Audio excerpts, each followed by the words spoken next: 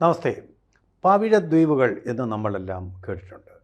വളരെയധികം കാൽപ്പനിക ചാരുത ഉണർത്തുന്ന, കാൽപ്പനിക ഭാവം ഉണർത്തുന്ന തരത്തിലുള്ള ദ്വീപുകളാണവ. അപ്പോൾ ഇത് ഉണ്ടാക്കിയിരിക്കുന്നത് പവിഴപ്പുറ്റുകൾ കൊണ്ടാണ്. ഈ പവിഴപ്പുറ്റുകൾ എന്ന് പറയുന്നത് ജീവനുള്ള വസ്തുക്കൾ തന്നെയാണ്. നമ്മൾ പലപ്പോഴും അത് ഓർക്കാറില്ല. സീലൻഡ്രേറ്റ എന്ന വിഭാഗത്തിൽപ്പെട്ട ജീവികൾ കൂട്ടമായിട്ട് താമസിക്കുന്ന ഒരിടമാണ്.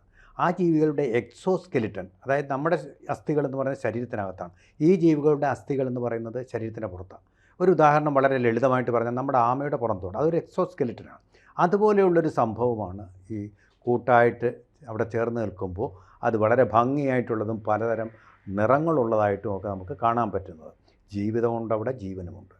ഈ ജീവിതത്തെയും ജീവൻ്റെയും കടലിൻ്റെ ആവാസ വ്യവസ്ഥയുടെ അവിഭാജ്യ ഘടകമായ ഇതിനെയും നശിപ്പിക്കുന്ന രീതിയിലുള്ള സാങ്കേതിക വിദ്യകൾ കൊണ്ട് ചൈന സമുദ്രത്തെയും അതുപോലെ തന്നെ ഇന്ത്യ മഹാസമുദ്രത്തെയും ഒക്കെ അതിൻ്റെ താളം തെറ്റിക്കുന്ന നടപടികളുമായിട്ട് ചൈനയുടെ ടെക്നോളജി, അവരുടെ പേരുണ്ടല്ലോ ഡ്രാഗൺ അല്ലെങ്കിൽ വ്യാളി, ആ വ്യാളി എന്നുള്ള പേര് അവർക്ക് ചേരുന്നതാണെന്ന് ഒരിക്കൽ കൂടി തെളിയിച്ചുകൊണ്ട് ഒരു കടൽ മാറ്റം നടത്തുകയാണ് ചൈന. അപ്പോൾ അതിൻ്റെ വിശദാംശങ്ങളിലേക്കാണ് റോബിൻ മാഷ് പോകുന്നത്. രാജേന്ദ്ര മാഷെ, ഈ അങ്ങനെ സൂചിപ്പിച്ച പോലെ ഈ പവിഴ ദ്വീപുകളൊക്കെ ലോകത്തിന്റെ എല്ലാ ഭാഗത്തും ഉണ്ട്. അതിമനോഹരമായ ഇപ്പം ഓസ്ട്രേലിയൻ ബാരിയർ റീഫ്സ് അതിമനോഹരമായ കാഴ്ചയാണ് അവിടെ. അവിടുത്തെ സൂര്യാസ്തമയം കാണുന്നത് തന്നെ സഞ്ചാരികൾ, ലക്ഷക്കണക്കിന് സഞ്ചാരികൾ അവിടെ വന്നു പോകുന്നത്. അപ്പൊ ഇത്തരത്തിലുള്ള പവിഴ ദ്വീപുകളൊക്കെ ഒരുപാട് ഈ കടലുകളിലൊക്കെ ഉണ്ട്. പ്രത്യേകിച്ച് ചൈന കടലില് ഇന്ത്യൻ മഹാസമുദ്രത്തോട് ചേർന്നിട്ട് ഈ കടൽ ഒരു വലിയ തർക്ക പ്രദേശമാണ്. ആ തർക്ക പ്രദേശത്താണ് ചൈനയുടെ. ആ തർക്കപ്രദേശത്താണ് ചൈനയുടെ ഈ തരത്തിലുള്ള ഒരു എന്താ പറയുക അത്ഭുത ദ്വീപുകൾ അവർ നിർമ്മിക്കുന്നത്. അത്യാധുനിക സൗകര്യങ്ങളുള്ള അത്യാധുനിക സാങ്കേതിക വിദ്യകൾ ഉപയോഗിക്കുന്ന ഉയർന്നു കിടക്കുന്ന ഭീമാകാരമായ കപ്പൽ പോലെ പടർന്നു കിടക്കുന്ന പൊങ്ങിക്കിടക്കുന്ന ദ്വീപുകൾ പരസ്പരം ബന്ധപ്പെടുത്തിയുള്ള യൂണിറ്റുകളായിട്ടാണ്. എന്നുവെച്ചാൽ കൊച്ചു കൊച്ചു കൊച്ചു അങ്ങനത്തെ അങ്ങനെ വിശാലമായി കിടക്കുന്ന ഒരു വലിയ ഒരു സിസ്റ്റമാണ് അവരൊരു ഇക്കോ സിസ്റ്റം, ഒരു കൃത്രിമ ഇക്കോ സിസ്റ്റം അവർ ഉണ്ടാക്കിയിരിക്കുകയാണ്. അപ്പൊ അവർ പറയുന്ന അതിന്റെ അതിജീവന ശേഷിയെക്കുറിച്ച് പറയുന്ന ആണവ സ്ഫോടനത്തിൽ പോലും തകർക്കാൻ കഴിയാത്ത വിധത്തിലുള്ള അവർ അവകാശപ്പെടുന്ന അങ്ങനെയാണ്. അത്ര വഴക്കമുള്ള ഒരു ഘടനയാണ്. അതിന് കോൺക്രീറ്റ് അതിനുപയോഗിക്കുന്ന നമ്മൾ കോൺക്രീറ്റ് പോലെ ഉള്ള ഒരു ഘടനയല്ല, വളരെ പ്രത്യേകമായി അവർ ഉണ്ടാക്കിയെടുത്ത ഒരു കൂട്ടാണ് അത്. കാർബൺ ഫൈബേഴ്സ് ഉണ്ട്, അതിനകത്ത് സ്റ്റീലുണ്ട്, പ്രത്യേക തരത്തിലുള്ള കോൺക്രീറ്റ് മിക്സ് ഒക്കെ വെച്ചിട്ടാണ്. അതിന്റെ മോഡുലാർ സ്വഭാവമാണ് ഇതിന്റെ പ്രധാനപ്പെട്ട ശക്തി. മോഡുലാർ പാറ്റേൺ എന്ന് പറയുന്നത്. അപ്പൊ അതിന് വഴക്കമുണ്ട്. അപ്പൊ നമ്മൾ അതിങ്ങനെ ഈ ഭൂകമ്പ ബാധിത പ്രദേശങ്ങൾക്ക് ഉപയോഗിക്കുന്ന വീടുകളെ കണ്ടിട്ടില്ല, അതിങ്ങനെ കുലുങ്ങുമ്പോൾ അതിങ്ങനെ ഉണ്ടാക്കി വെച്ചിരിക്കുന്നത്. അപ്പൊ അങ്ങനെ അതിന് ഈ ഘടകങ്ങളൊക്കെ വെച്ചുകൊണ്ടാണ് ഇത് ചെയ്തിരിക്കുന്നത്. ഇത് ഈ പദ്ധതിയുടെ തന്ത്രപരമായ ലക്ഷ്യങ്ങൾ എന്ന് പറയുന്നത് ആ മേഖലയിൽ സൈനിക മേൽക്കൈ നേടിയെടുക്കുക എന്നതാണ് ചൈന പ്രധാനമായിട്ടും ഉദ്ദേശിച്ചിരിക്കുന്നത്. ആ പ്രദേശത്ത് എന്താ സൈനിക മേൽക്കൈ നേടുക എന്ന് പറഞ്ഞാൽ അതൊരു തർക്ക പ്രദേശമാണെന്ന് നിങ്ങൾക്ക് അറിയാമല്ലോ. അവിടെ വലിയൊരു തർക്കം കിടക്കുന്നുണ്ട്. തായ്വാനായിട്ടുണ്ട്, ഫിലിപ്പൈൻസുമായിട്ടുണ്ട്, മറ്റു രാജ്യങ്ങളൊക്കെ ആയിട്ട് ഒരുപാട് രാജ്യങ്ങളുമായിട്ട് അവിടെ തർക്കമുണ്ട്. ജപ്പാനുമായിട്ട് തർക്കമുണ്ട്. അപ്പൊ അങ്ങനെയൊക്കെ വരുമ്പോൾ മലേഷ്യയായിട്ട് തർക്കമുണ്ട്. ഈ തർക്ക പ്രദേശങ്ങളിലൊക്കെ അവരുടേതായ 90% പ്രദേശങ്ങളും തങ്ങളുടേതാണ് എന്നാണ് ചൈന അവകാശപ്പെടുന്നത്. അന്താരാഷ്ട്ര നിയമപ്രകാരം അതങ്ങനെയല്ല. അവനവന്റെ കടൽ അവനവന് എന്ന് പറയുന്നതാണ് ഓരോ രാജ്യവും. 14 നോട്ടിക്കൽ മൈൽ വരെ നിങ്ങൾക്ക് അധികാരമുണ്ട്. ബാക്കിയെല്ലാം സ്വതന്ത്ര കടലുകളാണ്. നമുക്കും ആ അധികാരമുണ്ട്. നമ്മളും നമ്മുടെ പരിവേഷണങ്ങൾ, ONGCയുടെ പരിവേഷണങ്ങളൊക്കെ അടക്കമുള്ള പരിവേഷണങ്ങൾ ഈ കടലിൽ നടക്കുന്നുണ്ട്. അപ്പൊ ഈ കടലിലാണ്, അങ്ങനെയല്ല തങ്ങളുടേതാണ് ഈ കടൽ എന്ന് തീർത്തും അവകാശപ്പെട്ടുകൊണ്ട് ചൈന ഇത് നടത്തുന്നത്. അപ്പൊ അവിടെ വിമാനങ്ങൾ, മിസൈൽ വിക്ഷേപണ കേന്ദ്രങ്ങൾ, ഇന്ധന സംഭരണികൾ ഒക്കെ ചൈനയ്ക്ക് അവിടെ സ്ഥാപിക്കാൻ കഴിയും. അപ്പൊ അമേരിക്ക ഉൾപ്പെടെയുള്ള രാജ്യങ്ങളുടെ സൈനിക സാന്നിധ്യമുണ്ട് അടുത്ത പ്രദേശങ്ങളിലൊക്കെ. അതിനൊക്കെ ഒരു വെല്ലുവിളി ഉയർത്തുക അവരുടെ ലക്ഷ്യമാണ്.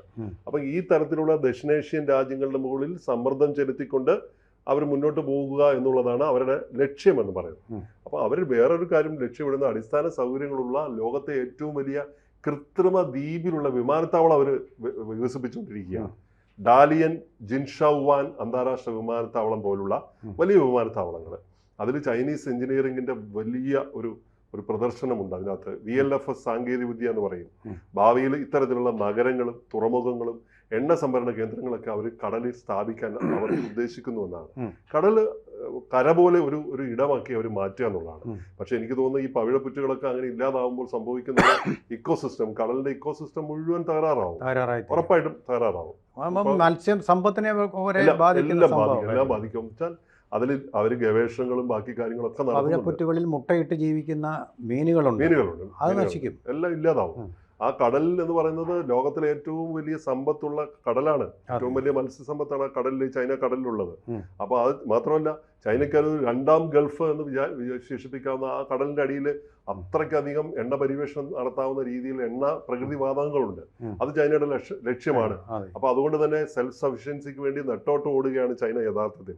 അപ്പൊ അതിലൂടെ തന്നെ ചൈനയ്ക്ക് നിലനിൽക്കാൻ കഴിയുന്ന ഒരു കണ്ണ് അങ്ങനെയുമുണ്ട്. അപ്പൊ തങ്ങളുടെ അധീനതയിലായിരിക്കണം, ആ 90% തങ്ങളുടെ അധീനതയിലായിരിക്കും എന്ന് പറയുമ്പോൾ അതിനെ മറ്റു രാജ്യങ്ങൾ എതിർക്കുമ്പോൾ ആ പ്രദേശത്തിന്റെ ഏറ്റവും വലിയ പ്രത്യേകത എന്ന് വെച്ചിട്ടുണ്ടെങ്കിൽ ലോകത്ത് നടക്കുന്ന 1/3 ഈ വ്യാപാരവും ട്രേഡിങ്ങും അതുവഴിയാണ് നടക്കുന്നത്. മാത്രമല്ല ഇന്ത്യയിലേക്കുള്ള 55% ട്രേഡിങ് അതുവഴിയാണ്. കപ്പൽ ഗതാഗത ട്രേഡിങ് പാതയാണ്. അത്രയും തന്ത്രപ്രധാനമായിട്ടുള്ള ഈ പാതയിലൂടെയാണ് ഇത് നടക്കുന്നത്. അപ്പൊ ഈ തർക്കപ്രദേശത്തോടു കൂടി ഈ പിന്നെ ജപ്പാനും കൊറിയയും ഇന്ത്യയും ഒക്കെ തമ്മിലുള്ള പ്രകൃതിവാദ പാതയുടെ പിന്നെ അതിൻ്റെ അധിപനായിട്ട് തങ്ങളാണ് എന്ന് പറയുമ്പോൾ അവിടുത്തെ മത്സ്യസമ്പത്തും അവിടുത്തെ മറ്റു കാര്യങ്ങളൊക്കെ അവരുടെ കൈപ്പിടിയിൽ ഒതുക്കുക എന്ന ലക്ഷ്യം തന്നെയാണ് ചൈനയ്ക്കുള്ളത്. ചൈന ഇതിനുവേണ്ടി സ്വന്തമായി ഭൂപടമൊക്കെ ഉണ്ടാക്കിയിട്ടുണ്ട്. അതിനെ 9 ലൈൻ എന്നാണ് വിളിക്കുന്നത്. യു ആകൃതിയിലുള്ള വരകളുള്ള 9 വരകളുള്ള ഒരു ഭൂപടമാണത്. അപ്പം അതിൽ അവരുടേതായിട്ടുള്ള കടലായിട്ട് അതിനെ അടയാളപ്പെടുത്തിയിരിക്കുക. അപ്പൊ ചരിത്രപരമായിട്ട് ഇത് തങ്ങളുടേതാണെന്ന് പറയുമ്പോൾ അന്താരാഷ്ട്ര കോടതി അതിനെ തള്ളിക്കളഞ്ഞിട്ടുണ്ടെങ്കിൽ പുല്ലുവിലയാണ് ചൈന കൊടുത്തിരിക്കുന്നത്. ഇതൊന്നും ഞങ്ങൾക്ക് ബാധകമല്ല, ഇതൊന്നും ഞങ്ങൾ അംഗീകരിക്കാൻ പോകുന്നില്ല എന്നതാണ് അവർ പറയുന്നത്. അപ്പൊ ഇവർ ഈ പവിഴപ്പുറ്റുകൾ മാത്രമല്ല, പാറക്കൂട്ടങ്ങളൊക്കെ ഉണ്ട് കടലിൽ ഉയർന്നു നിൽക്കുന്ന.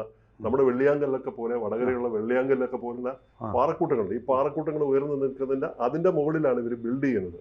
മണലുകളിട്ട് സൈഡിൽ കൂടെ ബിൽഡ് ചെയ്ത് വലിയ ദ്വീപ് സമൂഹങ്ങളാക്കി അതിനെ മാറ്റിയിട്ട് അവിടെ റൺവേകൾ, വിമാനത്താവളങ്ങൾ പണിതുകൊണ്ട് റഡാർ സ്റ്റേഷനുകളും മിസൈൽ സംവിധാനങ്ങളൊക്കെ പാറക്കൂട്ടങ്ങൾ ഇടിച്ച് നിരപ്പാക്കല്ല, പാറക്കൂട്ടങ്ങൾ നിലനിർത്തിക്കൊണ്ട് മണലിട്ട് നിരപ്പാക്കി അതിന്റെ ഉറപ്പിന്മേൽ അതിന്റെ മുകളിൽ ഇത് ഫ്ലോട്ടിംഗ് ആയിട്ട് പണിയുക. അതിന്റെ മുകളിൽ ഫ്ലോട്ടിംഗ് ആയിട്ട് പണിയുകയാണ്, അതിന്റെ മുകളിൽ തട്ടടിക്കുന്നത് പോലെ. അപ്പൊ ഇതിന്റെ ഒരു ഉറപ്പിൽ അതങ്ങ് നിൽക്കുകയും ചെയ്യും. മനസ്സിലായില്ലേ? അപ്പൊ ആ ഫ്ലോട്ടിംഗ് അതിന് കനമുള്ളതായിരിക്കില്ല, കനം കുറവുള്ളതായിരിക്കും, ഒക്കെ ആയിരിക്കും. അപ്പൊ നമുക്ക് ഏറ്റവും പ്രധാനപ്പെട്ട ഈ തന്ത്രപ്രധാനമായിട്ടുള്ള ഇപ്പൊ ക്വാഡ് മുഖേന നമ്മുടെ ഇന്ത്യയും US-ഉം ജപ്പാനും ഓസ്ട്രേലിയ അടങ്ങുന്ന ക്വാഡുണ്ട്.